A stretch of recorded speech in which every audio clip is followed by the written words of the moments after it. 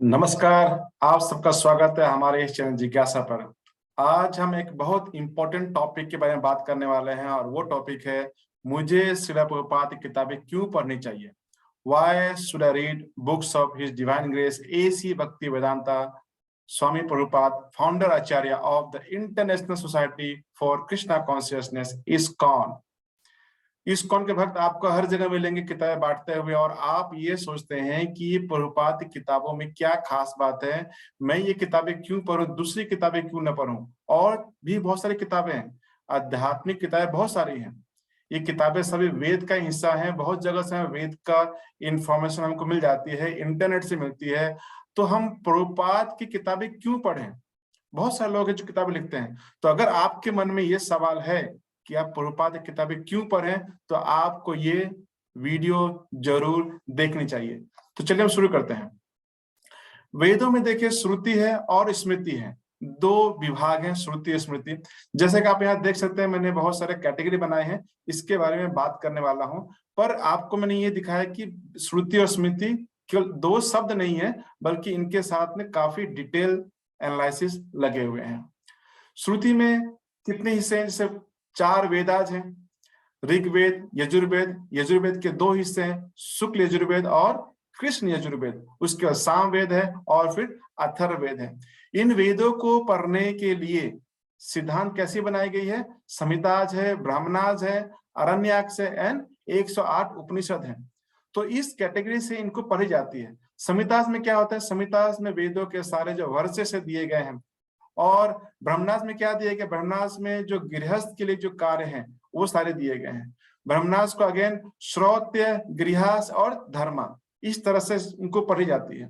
श्रोता में क्या दिए गए हैं? जैसे कि अग्निहोत्र यज्ञ है जो डेली हमें करने चाहिए, वैदिक रिचुअल्स, उसके बारे में दी गई है। ऑब्लिगेटरी मतलब हमको करना चाहिए, हमारा ये कर्तव्य है, हमको करना चाहिए, और इसलिए हमको श्रोता में दिया गया। गृहस्थ में क्या दिया गया? एक्सप्लेन की गई है।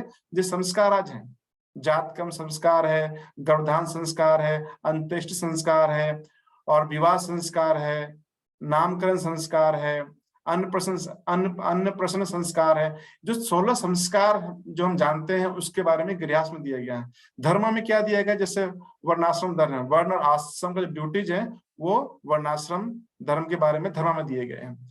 और जो अरण्याक्ष में क्या दिया गया है? अरण्याक्ष में, अब ब्राह्मणास में तो सिर्फ करना चाहिए, कैसे करना चाहिए, प्रोसेस दिया गया है, उसका क्या उसका इतिहास क्या था, कहाँ शुरू हुई थी, सब दी गई ब्राह्मणास में।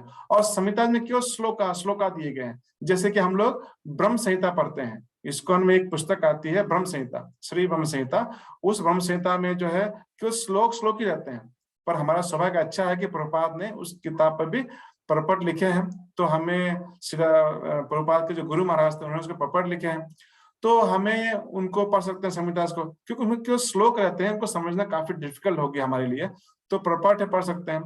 तो जनरली संहितास में क्यों श्लोकास रहते हैं, और उसको ब्रह्मचारी लोग का डिपार्टमेंट होती है, ब्रह्मचारी पढ़ते हैं, उनको याद करते हैं। और उसके बाद जो गृहस्थ लोग होते हैं उन श्लोकों को फिर अलग अलग कैसे डेली जीवन में उसको उतारा जाए समझने के लिए, फिर जो गृहस्थ आश्रम में जो लोग होते हैं उनको पढ़ते हैं, सर रिचुअल्स फॉलो करते हैं। और अरण्याक्ष में क्या होता है? अरण्याक्ष में होती है कि वो रिचुअल्स करने के पीछे मेन कारण क्या है, मेटाफिजिकल बेसिस क्या है ऐसा करने के लिए, सारा वाई हम क्यों करते हैं, ये सब चीजों का अरण्याक्ष में दिए गए हैं। और उसके बाद में जो उपनिषद है, सारे फिलोसॉफिकल जितना भी अरण्याक्ष और ब्राह्मणाच और संहिता, ये जो बेसिकली हर एक वेद, ऋग्वेद का, यजुर्वेद का, सामवेद का, अथर्ववेद का, सभी को पढ़ने का तरीका ऐसा ही है। ऋग्वेद का संहिता अलग है, यजुर्वेद का संहिता अलग है, सामवेद का अलग है। तो ये सारी चीजें वहां में पढ़ी जाती हैं। जैसे कि 108 उपनिषद है, तो उसमें देखते हैं कि ऋग्वेद में 10 कवर हुए हैं, और यजुर्वेद के जो 2 हिस्से हैं, शुक्ल यजुर्वेद और कृष्ण यजुर्वेद। शुक्ल यजुर्वेद में 19 है और कृष्ण यजुर्वेद में 32 है। और सामवेद में 16 कवर हुए हैं और अथर्ववेद में 31 उपनिषद कवर हुए हैं। इस प्रकार से टोटल 108 उपनिषद कवर हो जाते हैं। तो और जो ब्राह्मणाज हैं, श्रोत्रिय, गृहस्थ और धर्म, इनके जो सारे कर्तव्य जो भी हम करते हैं, अग्निहोत्र यज्ञ, संस्कार आज और वर्णाश्रम ड्यूटीज, ये किस प्लेन पे की जाती हैं? इन सबको जो है हम बॉडीली प्लेन पे करते हैं। तो हमारा एग्जिस्टेंस के बहुत सारे स्तर होते हैं। सेंसुअल मतलब केवल सेंस को समझना, उसके बाद जो है इंटेलेक्चुअल, इंटेलेक्चुअल हमारा एग्जिस्टेंस होती है, उसके बाद स्पिरिचुअल एग्जिस्टेंस होती है। तो अलग अलग लेवल पे व्यक्ति की अंडरस्टैंडिंग होती है। इसके बारे में हम कभी बाद में डिस्कस करेंगे। तो ब्रह्मराज में की जाती है, फिर आर्याक्स में जो है काफी डिटेल में पढ़ते हैं, मतलब कि क्यों की जाती है, फिलोसॉफिकल जो बेसिस है उपनिषद में पढ़ते हैं। तो आप देखिए कि वैदिक लिटरेचर्स को कितना सारा डीप अंडरस्टैंडिंग है और कितना भाग करके सिस्टमेटिकली पढ़ाई जाती है, बताई जाती है, इतना सारा नॉलेज है। कैसे कोई कह सकता है कि ये जो लोग मतलब कि अंधविश्वास करते हैं, अंधविश्वासी हैं, उनके अंडरस्टैंडिंग नहीं है और काफी मतलब कि अनस्ट्रक्चर्ड नॉलेज है, बहुत ये कहना बिल्कुल गलत है। मुझे बिल्कुल विश्वास नहीं होता और मेरा पूरा दावा है कि ये वीडियो देखने के बाद आप भी इन सब बातों को बिल्कुल नहीं मानेंगे। जनरली जो लोगों को ज्यादा जानकारी नहीं होती वो लोग ही ऐसी बातें करते हैं। तो हमें जरूरत है लोगों को इन सब चीजों के बारे में बताने के लिए, खास करके जो आज के यंग जनरेशन है, जो भविष्य में हमारे देश के लीडर बनेंगे, प्रधानमंत्री बनेंगे, देश को लीड करेंगे, उन लोगों को बताने की बहुत जरूरत है सब ज्ञान के बारे में। अब जो 108 उपनिषद हैं, इन उपनिषद के भी काफी डिफरेंट कैटेगरी में रखे गए हैं। जैसे मुख्य में 10 उपनिषद आते हैं। इन 10 उपनिषद में से ऋग्वेद में 2 है और शुक्ल यजुर्वेद में 2 है और कृष्ण यजुर्वेद में 3 है और अथर्ववेद में जो है में 3 है और सामवेद में 3 है। ये मुख्य में से आते हैं। और उसी प्रकार से वैष्णव उपनिषद कहलाते हैं, इसमें 14 उपनिषद गिनती में आते हैं। तो वो ऋग्वेद का हिस्सा कोई नहीं पड़े, शुक्ल यजुर्वेद, कृष्ण यजुर्वेद, अथर्ववेद, सामवेद इस तरह से आती हैं। शैव में 14 है, शाक्त में 9 है।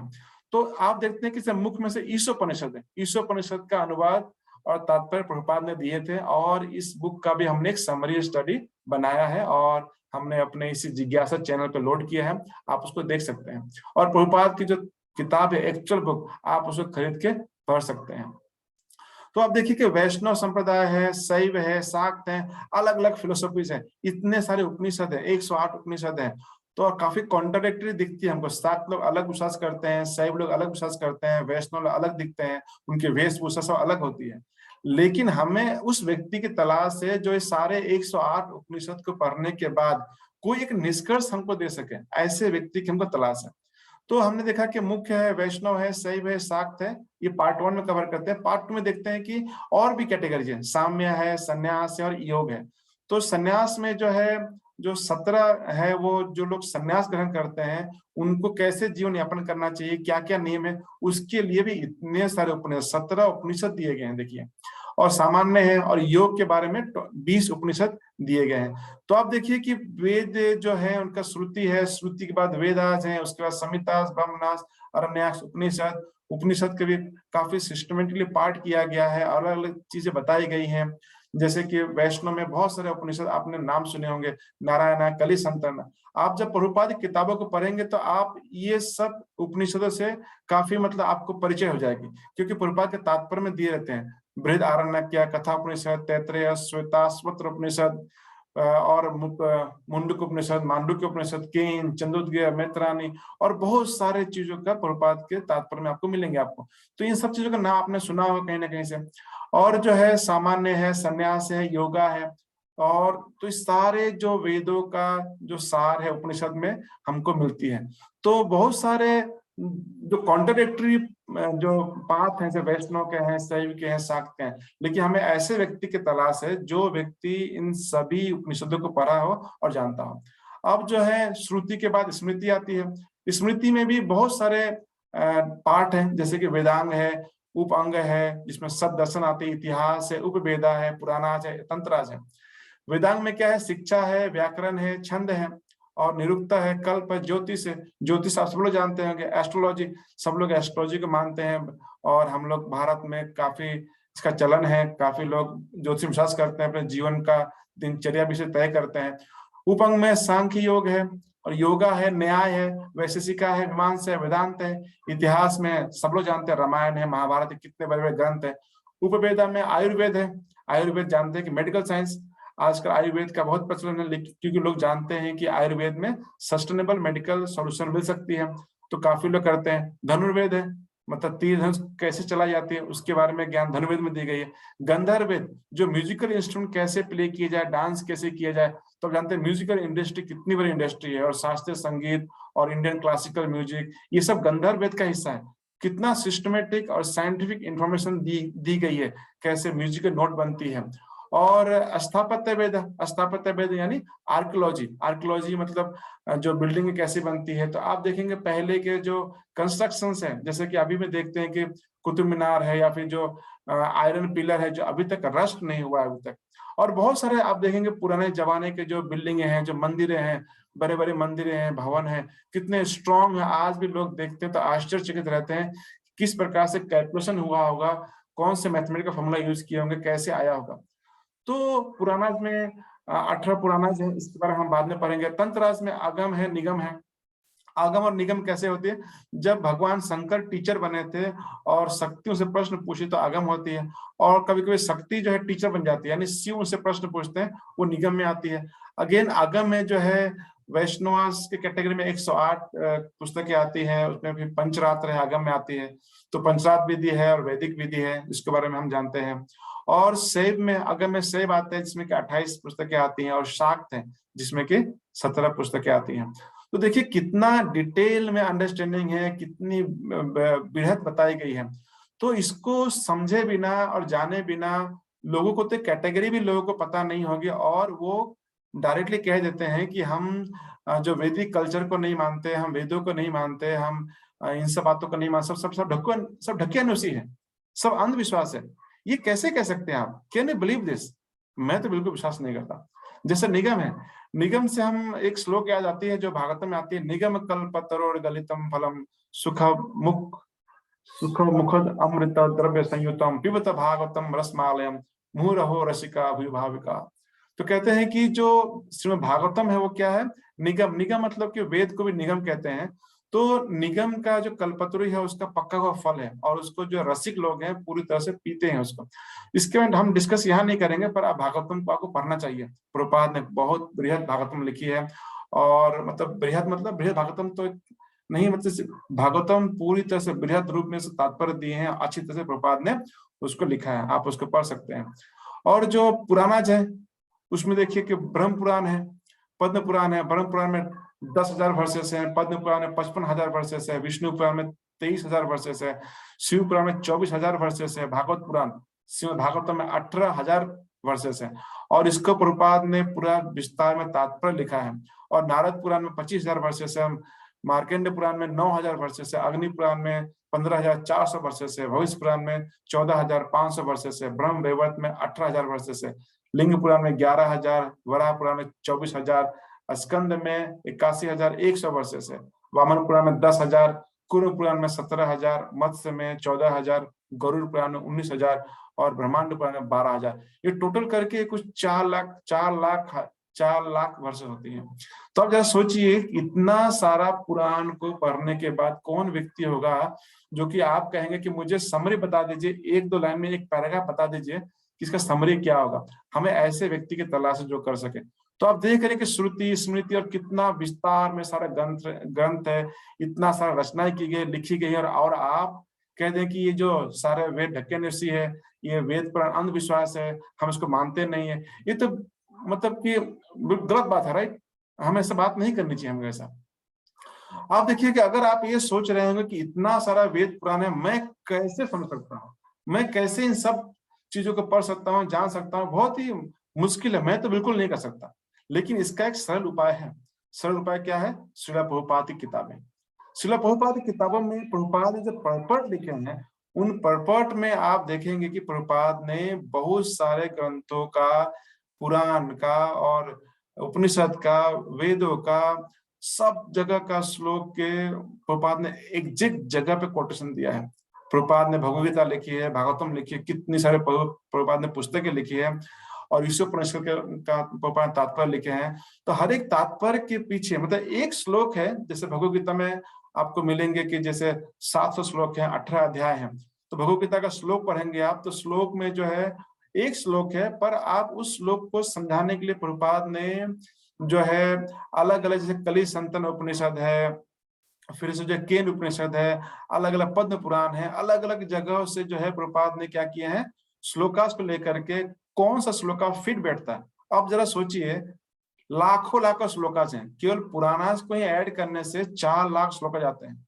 फिर से वेदों को, इन सबको ऐड करेंगे तो कितने सारे श्लोक हो जाएंगे। इन श्लोकों में से जो भगवद गीता के एक श्लोक के पीछे कौन सा श्लोक और फिट बैठता है, वो ढूंढना और लिखना और उसको समझाना कितनी बड़ी बात है। तो आप सोच रहे होंगे प्रभुपाद ऐसा मतलब कैसे कैसे कर पाए। अगर आप सोच रहे होंगे कि प्रभुपाद इतना कुछ कैसे कर पाए, एग्जैक्ट जगह पे एग्जैक्ट श्लोक कैसे लिख पाते प्रभुपाद, प्रभुपाद ने कितना पढ़ाई किया होगा, कितना मेहनत किया होगा। आप भी कर सकते हैं। अगर आपको लगता है कि आपके अंदर सामर्थ्य है, आप बहुत विद्वान हैं, तो आप पढ़िए 4 लाख श्लोकों को पढ़िए, उनको याद रखिए, फिर उसका मीनिंग समझिए, तात्पर्य लिखिए। बहुत सारे लोग तो एक पुराण पढ़ते हैं, एक वेद पढ़ते हैं और उसके हिसाब पे सारा अपना जो कंक्लूजन है सारा निकाल लेते हैं, लेकिन वो सही नहीं होगा। इतना सारा डिटेल में हमारे पास जानकारी है, जो सब पुराण को सबको पढ़ सकता है वही सारा नॉलेज दे सकता है। तो प्रभुपाद ने कैसे किया? तो इसका उत्तर ये है कि प्रभुपाद अकेले नहीं है। प्रभुपाद एक बहुत बड़ी परंपरा का हिस्सा है। परंपरा के हिस्सा होने की वजह से प्रभुपाद को इस सारी परंपराओं का सपोर्ट मिलता है। जैसे कोई आदमी एक बिजनेसमैन होता है और उसकी फैमिली बिजनेस में चलती है, तो उसके बच्चे होते हैं, उनके बच्चे होते हैं, उनके बच्चे होते हैं, तो कितनी सारी चीजें बच्चे बचपन से सब कुछ जान जाते हैं, जिसको हमको सीखने के लिए, पढ़ने के लिए 10 साल 15 साल लगेंगे समझने के लिए। और वो छोटे छोटे बच्चों को सारा बिजनेस ट्रिक पता होती है। उसी प्रकार से प्रभुपाद चूंकि इस बहुत बड़े परंपरा का हिस्सा है, इसलिए प्रभुपाद के पास में सबका सपोर्ट है, इसलिए प्रभुपाद इतना कुछ कर पाए। देखिए भगवान कृष्ण ने जो है ज्ञान ब्रह्मा जी को दिया था, ब्रह्मा ने नारद को दिया, नारद ने व्यास को दिया, व्यास ने मध्व को दिया, मध्व ने पद्मनाभ को दिया, नरहरि, फिर मध्वा, फिर अक्षोभ्य, जया तीर्थ, ज्ञान सिंधु, दयानिधि, विद्यानिधि, राजेंद्र, जया धर्म, पुरुषोत्तमा, ब्रह्म तीर्थ, व्यास तीर्थ, लक्ष्मीपति, माधवेंद्रपुरी, ईश्वरपुरी। ईश्वरपुरी का आपने सब जानते हैं क्योंकि वो चेतन महाप्रभु के गुरु थे। वो गया में चेतन महाप्रभु गए थे तो उन्होंने ईश्वरपुरी से दीक्षा ग्रहण की थी। उसके बाद चेतन महाप्रभु को सब लोग जानते हैं, आपको इतिहास में मिल जाएगा। तो अगर चेतन महाप्रभु थे तो इनके गुरु थे, अगर ये थे तो इनके गुरु थे। इस प्रकार से आप सबके गुरु थे। और उस प्रकार से चेतन महाप्रभु के शिष्य की परंपरा आप देखें तो उनके शिष्य थे रूप सनातन गोस्वामी थे, उसके बाद रघुनाथ जी गोस्वामी, कृष्णदास कबीर गोस्वामी, नरोत्तम दास ठाकुर, विश्वनाथ चक्रवर्ती ठाकुर, बलदेव विद्याभूषण और भक्ति विनोद ठाकुर, गौर किशोर दास बाबा जी महाराज और भक्ति सिद्धांत सरस्वती प्रभुपाद, और उसके बाद his divine grace AC Bhaktivedanta Swami Prabhupada, founder Acharya of the International Society for Krishna Consciousness. तो प्रभुपाद, तो इस प्रकार से देखिए कि प्रभुपाद के पास में सब गुरु परंपराओं की शक्ति है। और भगवान भी कहते हैं कि ये जो ज्ञान है, जो मैंने ज्ञान जो दिया है, इसको केवल परंपरा के द्वारा ही प्राप्त की जा सकती है। यानी कि अगर आप सिर्फ प्रभुपाद की किताबों को पढ़ रहे हैं तो केवल आप उनकी वाणी नहीं पढ़ रहे, बल्कि पूरी परंपराओं का समझ है जिसको संजो कर रखा गया है और बारी बारी से बांटी गई है, उन सबको आप पढ़ रहे हैं। इसलिए प्रभुपाद किताबों को पढ़िए, पढ़ करके अपने जीवन को आप धन्य कीजिए। क्योंकि एक किताब अगर प्रभुपाद की पढ़ते हैं तो उस किताब के साथ साथ में आप क्या पढ़ते हैं, पूरा 108 उपनिषद के में से बहुत सारे उपनिषदों का ज्ञान आपको मिलेगा, जो रिलेवेंट इंफॉर्मेशन मिलेगी आपको। फिर से जितने भी 18 पुराण है उसमें से इंफॉर्मेशन मिलेगी, फिर से इतिहास है, फिर से कितने सारे जो शास्त्र है सबके बारे में, वेदों के बारे में, सब जगह से प्रभुपाद अपना पॉइंट में लिखे हैं। और प्रॉपर में क्यों लिख पाए? क्योंकि परंपरा का हिस्सा है, इतनी बड़ी परंपरा है, इतनी फैमिली का हिस्सा है। अब आपके मन में प्रश्न ये उठता होगा, क्या भगवान कृष्ण के बाद केवल 32 लोग ही थे? इतनी सारी जनसंख्या थी, करोड़ करोड़ साल लोग बीत जाते हैं, कितने लोग आए, कितने लोग गए, तो केवल 32 ही क्यों? इसका उस उत्तर बहुत आसान है। क्यों? देखिए जैसे प्रभुपाद है, प्रभुपाद के करीबन 5000 से ऊपर शिष्य थे। उसी प्रकार से हर एक लोग के बहुत सारे शिष्य थे, बहुत सारे शिष्य थे, पर उनमें से जो जिसका शिष्य होता है, जो मुख्य होते हैं, उनकी परंपरा गिनती की जाती है। तो ऐसे हर एक एक जो यहाँ पे गुरु है, उनके अलग अलग चैनल से अलग अलग संप्रदाय, अलग अलग परंपरा चलती है। तो प्रभुपाद जो इस परंपरा में आते हैं, इसलिए केवल 32 की गिनती की जा रही है। पर 32 लोग नहीं, इसके पीछे और बहुत सारे लोग रहेंगे, पर मुख्य लोग जो है, जो काफी फेमस हुए थे, उनके बारे में यहाँ गिनती कराई गई है। तो पर मेन बात यह है कि प्रभुपाद एक बहुत बड़े परंपरा का हिस्सा है, इसलिए प्रभुपाद जो है सारे वेद, सारे पुराण का निचोड़ है वो प्रभुपाद ने दिया है। तो आप सारे किताबों को पढ़ सकते हैं और उसको समझ सकते हैं, पर प्रभुपाद ने हमारे लिए बहुत सिंपल बना दिया है। तो मेरा लक्ष्य ये है कि आपको ये लेक्चर सुनने के बाद आपके मन में जो है प्रश्न अब चेंज होना चाहिए। जैसे हमने शुरू किया था, मुझे प्रभुपाद की किताबें क्यों पढ़नी चाहिए, आपको पढ़ना चाहिए। I will read books of his divine grace AC भक्ति वेदांत स्वामी प्रभुपाद। मैं प्रभुपाद की किताबें पढ़ूंगा आपसे। आपके मन में ये विचार पैदा होनी चाहिए। अगर आपके मन में विचार पैदा हुई है तो ये वीडियो बनाने का मकसद सक्सेसफुल हो जाती है। और आपको और इंटरेस्ट जगाने के लिए हमारे जिज्ञासा चैनल पे हमने प्रभुपाद की किताबों का समरी स्टडी हमने भी बनाया हमने, तो उसको भी आप देख सकते हैं, समरी भी देख सकते हैं और प्रभुपाद किताबों को पढ़िए। क्योंकि आप एक किताब नहीं पढ़ रहे, आप एक किताब के साथ साथ पूरा जो वैदिक लिटरेचर है सब कुछ का ज्ञान आपको मिलती है। ऐसा आपको संभव नहीं हर जगह पे प्रभुपाद ने लिख पाए हैं। और प्रभुपाद ने लिखने के बाद जो है उसको डिस्ट्रीब्यूशन करने के लिए भक्ति वेदांता बुक ट्रस्ट की स्थापना भी की है। और उसके बाद उन्होंने अपने शिष्यों को ट्रेन किया है किस प्रकार से बुक डिस्ट्रीब्यूशन की जाती है, कैसे लोगों को बांटी जाती है। हो सकता है कि प्रभुपाद के जैसे और ही बहुत सारे लोग हों जो कि परंपरा से जुड़े हों और सारा ज्ञान रखते हों, लेकिन हमारा दुर्भाग्य है कि हम ऐसे लोगों के बारे में अधिक नहीं जानते हैं, है ना। और उनकी किताबें भी होगी पर हमें हमारे लिए अवेलेबल नहीं होगी। पर प्रभुपाद की किताबें अवेलेबल हैं। इसीलिए अगर आपके पास में कोई इस्कॉन का भक्त या कोई भी व्यक्ति आकर के आपको प्रभुपाद की किताब आपके हाथ में दे, इमीडिएटली सब ले लीजिए। आपका बहुत बड़ा एहसान है जो उसने आपके ऊपर किया है। क्योंकि एक किताब आप अगर पढ़ते हैं तो उस किताब में इतने सारा नॉलेज है, इतने सारा अंडरस्टैंडिंग है, और इतनी बड़ी जो परंपरा हमने देखी, इतनी बड़ी परंपरा है, इस परंपरा का आशीर्वाद उस किताब के साथ मिलती है। आशीर्वाद मतलब कि परंपरा का जो नॉलेज है वो मिलती है, और आपको बहुत ही कम समय में सारी सिद्धियां प्राप्त हो सकती है, सब कुछ आप समझ सकते हैं। प्रभुपाद ने तो इतना सिंपल बना दिया है। प्रभुपाद कहते हैं कि सारे वैदिक लिटरेचर का समरी क्या है, chant Hare Krishna Krishna Krishna Hare Hare, Hare Ram Ram Ram Hare Hare, and dance and eat Krishna Prasad and be happy. इतना सिंपल प्रभुपाद ने स्टेटमेंट दिया है कि सारे वैदिक लिटरेचर का निचोड़ यही है बस, कि हमको हरे कृष्णा कृष्ण कृष्ण हरे हरे, हरे राम राम राम हरे हरे, ऐसा हमको जप करना है। पर हो सकता है कि आपको तुरंत विश्वास ना हो कि इतना सारा ग्रंथ और एक ही लाइन में सब कुछ खत्म। तो अगर ऐसी अवस्था है तो आपको क्या करनी चाहिए, आपको प्रभुपाद किताबों को पढ़नी चाहिए। प्रभुपाद किताबों को पढ़ेंगे, प्रभुपाद ने बहुत सारे किताबें लिखी हैं, हर एक किताब को पढ़िए, सारी किताबें पढ़िए और अपने जीवन को सफल बनाइए। और आपको पढ़ने के बाद इस कंक्लूजन में पहुंच जाएंगे कि ये हरे कृष्णा कृष्ण कृष्ण हरे हरे, हरे राम राम राम हरे हरे, ये जप करना बहुत ही सबसे जो कंक्लूजन है, यही सबसे बड़ा कंक्लूजन है। और ये काफी आसान है। जैसे अगर आपको कोई कहे कि ध्यान कीजिए, ध्यान करने को कहा जाए, और अगर आप ट्रेवलिंग कर रहे हैं, आप ट्रेन में बैठे हैं, जनरल बोगी में बैठे हैं, या फिर आप कहीं बस में जा रहे हैं, आप कैसे ध्यान कर पाएंगे आप।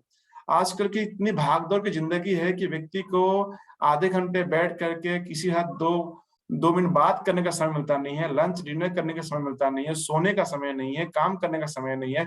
इतना बिजी शेड्यूल है, उसमें आप ध्यान कैसे लगा पाएंगे आप। बहुत मुश्किल ध्यान लगाना। ऊपर से हमारा माइंड इतना डिस्टर्ब रहता है, हमारा हम रात को सो नहीं पाते हैं काम के प्रेशर की वजह से। ये प्रेशर, इतना टेंशन रहती है, इतनी सारी डिस्टर्बिंग न्यूज रहती है। लेकिन केवल जिह्वा को हिलाना है, हरे कृष्णा कृष्ण कृष्ण हरे हरे, हरे राम राम राम हरे हरे, जिह्वा को हिलाना है और कान से सुनना है।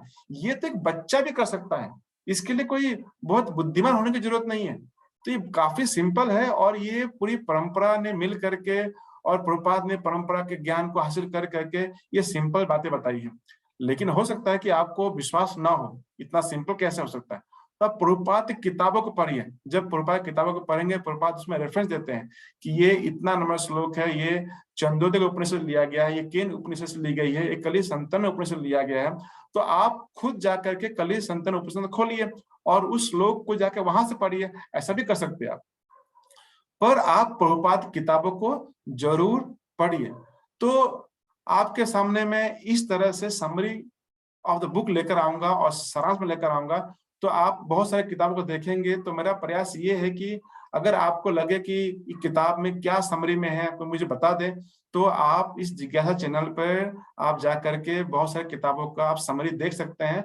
और समरी से आपको ज्यादा लाभ नहीं पहुंचेगा, आपको प्रभुपाद की किताबों को पढ़नी चाहिए, क्योंकि हम समरी में बहुत सारी चीजों को हम डिटेल में नहीं बता सकते। तो मेरा आशा है कि आप इस कंक्लूजन पे जरूर पहुंच चुके होंगे। क्या conclusion? I will read the books of his divine grace AC भक्ति वेदांता स्वामी प्रभुपाद।